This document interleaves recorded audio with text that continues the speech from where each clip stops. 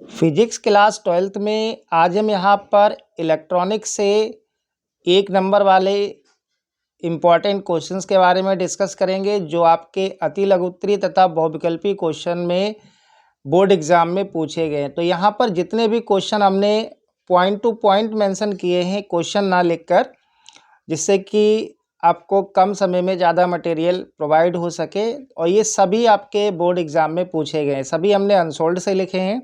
तो देखो, पहला पॉइंट है यहाँ पर कि कुछ पदार्थों में साधारण ताप पर आवेश प्रवाहित हो सकता है परंतु बहुत निम्न ताप पर नहीं। इनको क्या कहते हैं, आपको ध्यान रखना है, अर्धचालक कहते हैं। दूसरा है अर्धचालकों की चालकता ताप बढ़ाने से बढ़ती है। समझ जाओगे क्वेश्चन क्या होगा कि अर्धचालकों की चालकता कैसे बढ़ती है, तो ताप बढ़ाने से बढ़ती है। तीसरा है अर्धचालकों में वैद्युत चालन होता है, इलेक्ट्रॉन तथा कोटर दोनों के द्वारा होता है। चौथा है सिलिकॉन एक अर्धचालक है, इसमें थोड़ा सा एस का मतलब आर्सेनिक मिलाने पर इसकी चालकता बढ़ जाती है। ठीक है, आगे देखते हैं। क्वेश्चन नंबर 5 है कि शुद्ध जर्मेनियम या सिलिकॉन में 5 संयोजी या 5 संयोजकता वाली अपद्रव्य का मतलब हो गया अशुद्धि मिलाने पर चालन होता है, इलेक्ट्रॉनों के द्वारा होता है। ऐसे ही अगला है शुद्ध जर्मेनियम या सिलिकॉन में 3 संयोजी या 3 संयोजकता वाली अशुद्धि या अपद्रव्य मिलाने पर चालन होता है, कोटरों के द्वारा होता है। अगला है एन टाइप अर्धचालक बनाने के लिए शुद्ध जर्मेनियम या सिलिकॉन में जो अपद्रव्य यानी कि अशुद्धि मिलाई जाती है। तो आप ध्यान रखना कि एन टाइप अर्धचालक में कौन कौन सी अशुद्धि मिलाई जाती हैं, तो आर्सेनिक, एंटीमनी और फास्फोरस, तीनों ध्यान रखना बेटा। ठीक है, अगला है पी टाइप अर्धचालक बनाने के लिए शुद्ध जर्मेनियम या सिलिकॉन में अपद्रव्य मिलाया जाता है, यानी कि अशुद्धि मिलाई जाती हैं। कौन कौन सी मिलाई जाती हैं, तो एल्युमिनियम, बोरान, गैलियम और इंडियम। ठीक है, चारों याद रखना। अगला क्वेश्चन है जर्मेनियम डायोड का प्राचीर विभव लगभग होता है, तो 0.3 वोल्ट होता है। और अगला है एसआई का मतलब सिलिकॉन डायोड में संधि विभव का मान होता है, तो 0.6 वोल्ट होता है। नेक्स्ट है ताप बढ़ाने पर अर्धचालक की चालकता पर क्या प्रभाव पड़ता है, प्रतिरोध पर, यानी कि चालकता, अर्धचालक की चालकता पर क्या प्रभाव पड़ेगा और प्रतिरोध पर क्या पड़ेगा। तो ध्यान रखना, चालकता बढ़ जाती है परंतु प्रतिरोध घट जाता है। अगला क्वेश्चन है कि ऐसे 2 पदार्थों के नाम बताइए जिनकी प्रतिरोधकता ताप बढ़ाने पर घटती है, तो जर्मेनियम और सिलिकॉन। नेक्स्ट है एन प्रकार के अर्धचालक में बहुसंख्यक तथा अल्पसंख्यक धारा वाहकों या आवेश वाहकों के नाम बताइए।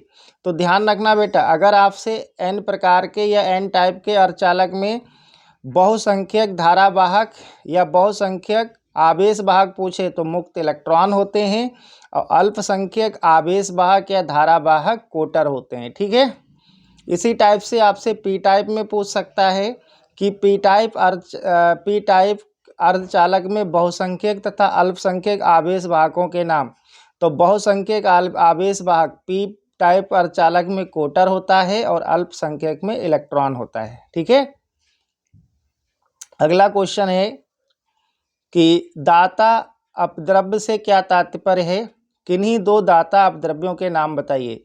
तो देखो, जो अर्धचालक को चालक इलेक्ट्रॉन प्रदान करे, जो अर्धचालक को चालक इलेक्ट्रॉन प्रदान करे, दाता अपद्रव्य कहलाता है। और कौन कौन से होते हैं, आर्सेनिक, एंटीमनी और फास्फोरस। ठीक है,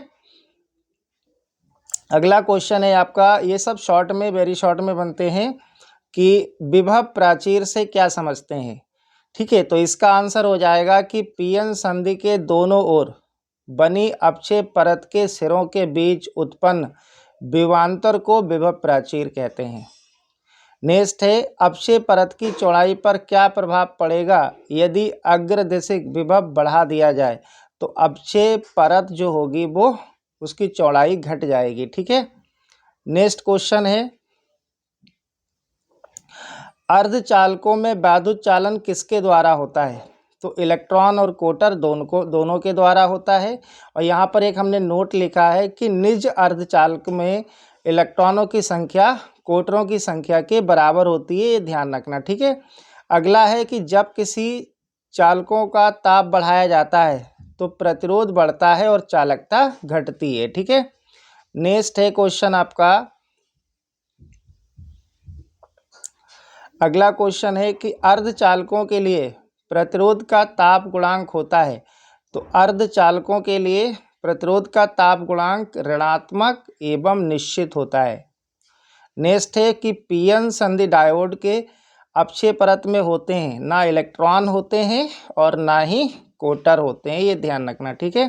देखो नेक्स्ट क्वेश्चन है एक अर्धचालक डिवाइस एक बैटरी तथा प्रतिरोध के साथ श्रेणी क्रम में संयोजित है। परिपथ में धारा प्राप्त होती है। यदि बैटरी की ध्रुवता उलट दी जाए तो परिपथ की धारा लगभग शून्य हो जाती है। तो वह डिवाइस या युक्ति कौन सी हो सकती है। तो ध्यान रखना पीएन संधि डायोड होगी। कौन सी होगी। पीएन संधि डायोड। नेक्स्ट है पश्च अभिनत एक पीएन संधि डायोड में धारा किस आवेश वाहक के कारण होती है। तो अल्पसंख्यक आवेश वाहक के कारण होती है। ठीक है। और अगर पूछता है कि अग्र अभिनत एक पीएन संधि डायोड में धारा किस आवेश वाहक के कारण होती है। तो बहुसंख्यक आवेश वाहकों के विसरण के कारण प्रवाहित होती है या मुख्य आवेश वाहकों के कारण। देखो नेक्स्ट क्वेश्चन है आपका कि पीएन संधि डायोड में विसरण धारा अनुगमन धारा से अधिक होती है। तो आंसर हो जाएगा अग्र अभिनत संधि डायोड में। और नेक्स्ट है 0 केल्विन ताप पर शुद्ध अर्धचालक प्रतिरोधक होते हैं। और अगला क्वेश्चन है चालन एवं संयोजी बैंडों की ऊर्जाओं में अंतर। ठीक है। तो कुचालक या अचालक में सबसे अधिक, सुचालक या चालक में बिल्कुल नहीं होती है या सबसे कम होती है, अर्धचालकों में बहुत कम होती है। ठीक है। तो बहुत इंपॉर्टेंट क्वेश्चन है, इनको आप जरूर कर लेना, सभी अनसोल्ड के हैं। अगला क्वेश्चन है कि पी टाइप चालक प्राप्त करने के लिए जर्मेनियम में थोड़ा अपद्रव्य यानी कि अशुद्धि मिलाई जाती है। तो अपद्रव्य की संयोजकता कितनी होगी। यानी कि पी टाइप में 3 संयोजकता वाली अशुद्धि मिलाते हैं। ऐसे ही एन टाइप में 5 संयोजकता वाली अशुद्धि मिलाते हैं। कौन सी मिलाते हैं वो हम पीछे आपको बता चुके हैं। अगला क्वेश्चन है कि एक पी अर्धचालक होता है उदासीन होता है। अगला है ठोसों में उपस्थित ऊर्जा बैंडों के नाम। तो ठोसों में कौन कौन से ऊर्जा बैंड होते हैं। एक तो चालन ऊर्जा बैंड होता है, संयोजी ऊर्जा बैंड होता है, वर्जित ऊर्जा अंतराल होता है। ठीक है। अगला देखेंगे क्वेश्चन, अगला है पी टाइप अर्धचालक में वैद्युत चालन किसके द्वारा होता है। तो कोटरों के द्वारा होता है।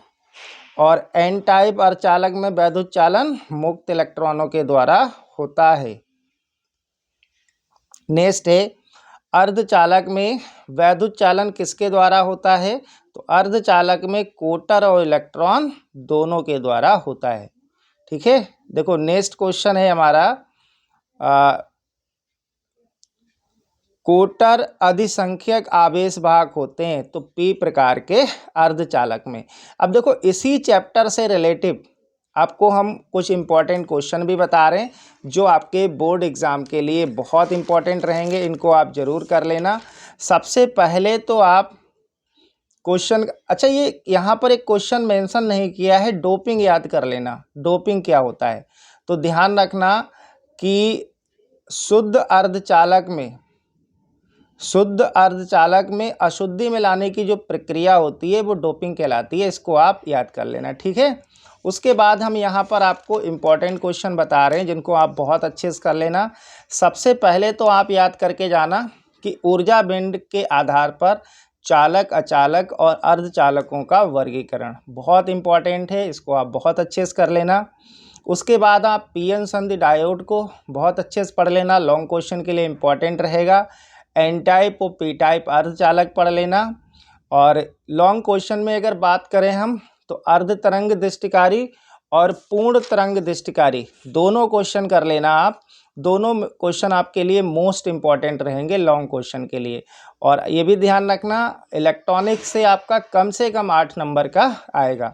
ठीक है, तो जो भी क्वेश्चन हमने आपको बताए हैं कि अर्ध तरंग दृष्टिकारी यानी कि पी एन संधि डायोड अर्ध तरंग दृष्टिकारी के रूप में और पी एन संधि डायोड पूर्ण तरंग दृष्टिकारी के रूप में, दोनों लॉन्ग क्वेश्चन ये कर लेना। पी एन संधि डायोड को बहुत अच्छे से तैयार कर लेना। एन टाइप पी टाइप अर्धचालक क्या है इनको अच्छे से कर लेना। और ऊर्जा बैंड के आधार पर चालक, अचालक और अर्धचालकों का वर्गीकरण इसको आप बहुत अच्छे से कर लेना। और जो हमने आपको ये वेरी शॉर्ट ऑब्जेक्टिव कराए हैं इनको कर लेना। ये सभी यहीं से आपको लगभग क्वेश्चन मिल जाएंगे।